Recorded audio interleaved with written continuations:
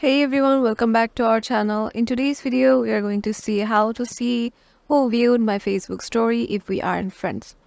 Suppose I have posted this story on my Facebook and Facebook always shows us who have viewed our story and who haven't. We can see that with their name and their profile picture also. But sometimes in the bottom there are some sort of notification like others.1 or others.2.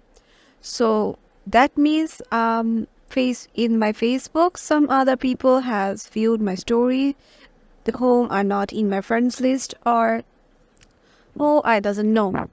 So Facebook currently doesn't allow you to know those people who have seen your story, but all you can do is go to support of Facebook, then just text them to know if they would let you know the person who have viewed your story but isn't showing. Facebook might answer it within 24 or 42 hours, 48 hours. So yeah, if you get your answer, then let me know in the comment section. And if this video helped you out, make sure to give it a thumbs up and subscribe to our channel, and we'll see you in the next video.